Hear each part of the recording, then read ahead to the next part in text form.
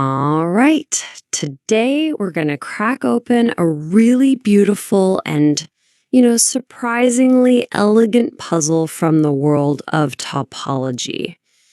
It all kicks off with a simple question, but it leads to this profound answer that connects two totally different fields of math in a way you might not see coming.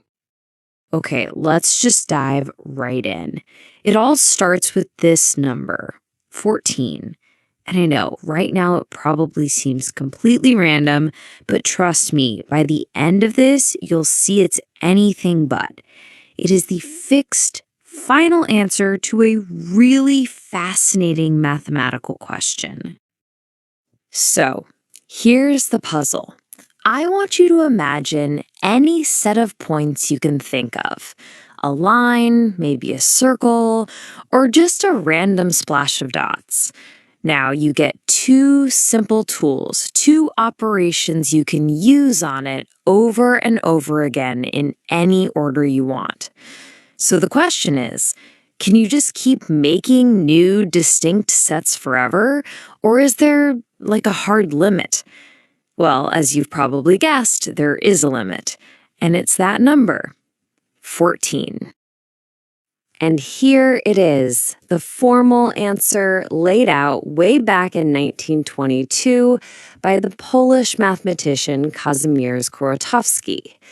The theorem basically says that no matter what shape you start with, and no matter how many times you flip and flop between these two specific operations, you can never, ever generate more than 14 unique sets. So what are these two magical operations? The two operations at the heart of this whole thing are called closure and complement. And really, understanding what these two do is the key to solving this entire puzzle. So first up, on the left, you've got closure, which I like to call the gap filler. So imagine you have a set, like an open interval of numbers from 0 to 1, but not including 0 and 1. The closure of that set includes the endpoints 0 and 1. It basically fills in the gaps. Then on the right, we have the complement. Let's call this one the flipper. This one's super easy. It's just everything that's not in your set. If your set is a circle, its complement is the entire infinite plane outside that circle. Simple as that. Okay, so here's the crucial point. These operators, the flipper and the gap filler, they don't interact randomly. Oh no, they follow a very strict set of rules. And it's these rules, not some complex geometry, that give us our magic number 14. Rule number 1 is super straightforward. If you use the complement, or flipper, twice, you just get back to where you started. I mean, it makes sense, right? If you take everything that's not in your set, and then you take everything that's not in that new set, well, you're just left with your original set. In math, they have a cool name for this, an involution. Rule 2 is just as intuitive. Once you've used the closure operator, the gap filler, to fill in all the gaps, doing it again doesn't change anything. The gaps are already filled. So it doesn't matter if you hit the closure button once or 100 times in a row. The result is exactly the same. This little property is called idempotency. And now for the big one, the most important rule. This one looks a little weird, I know, but this is the ultimate combo breaker. This is what stops the whole process from going on forever. It basically says that this specific sequence of 4 operations gives you the exact same result as a sequence of 6. This is the hidden break in the whole system. Without this rule, you could just keep alternating between closure and complement. And yeah, you could probably create an infinite number of sets. And this quote just hits the nail on the head. The solution to this puzzle, which feels like it should be about shapes and geometry, isn't found by drawing pictures. It's found in the simple, abstract rules of algebra that tell you how the symbols K and C are allowed to play together. So let's put it all together. How do these three rules combine to give us exactly 14 and not 13 or 15? Well, when you apply those rules, you can actually map out every single possible distinct set.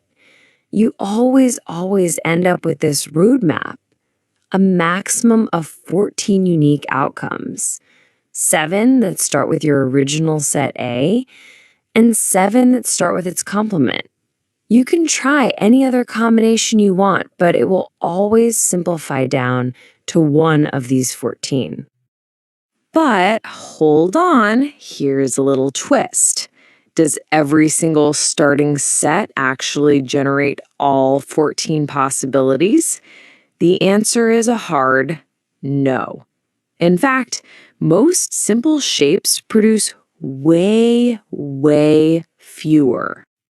To actually hit that maximum of 14, you have to start with a really specific, kind of gnarly set, what a mathematician might call a pathological set. Look at this one, for example.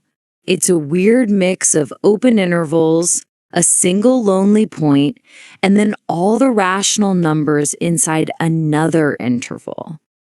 It's this jagged, messy, complex structure that allows it to generate all 14 unique forms without repeating itself early. Okay, so that was the complicated case. Now let's contrast that with something incredibly simple, like a closed interval on the number line. Just all the numbers from A to B, including A and B. How many distinct sets can we make from this? The answer is just 4. Let's see why.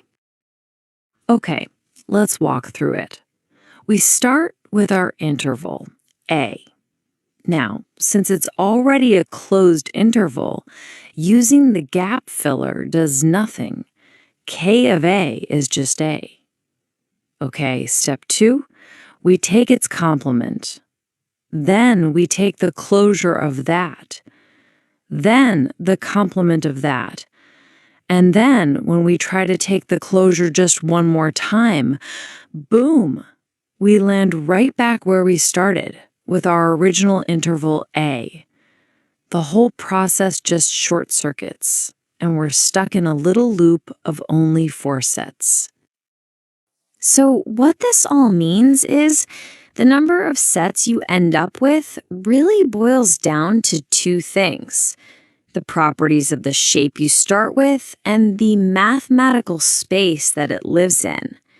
For example, there's this space called a discrete topology, where every single set is considered closed by default. In a universe like that, our gap filler is totally useless, and you can only ever generate 2 sets: your starting set and its opposite. So, what's the big takeaway from all this? Why does this elegant mathematical result actually matter? It's definitely not just a clever party trick. The real magic here, the thing that makes Kuratowski's theorem so cool, is that it shows this deep, hidden structure. It proves that a problem that seems to be all about the geometry of shapes is actually governed by the simple, abstract rules of algebra. That limit of 14 isn't really a property of shapes at all. It's a property of the rules themselves. And that just leaves us with this final, kind of mind-bending thought. If a system this simple, just 2 operations and 3 rules, can contain such a surprising and rigid structure, it really makes you wonder, right? What other hidden limits and beautiful patterns are out there? In biology, in economics, maybe in the universe itself, all being governed by a set of simple rules we just haven't found yet.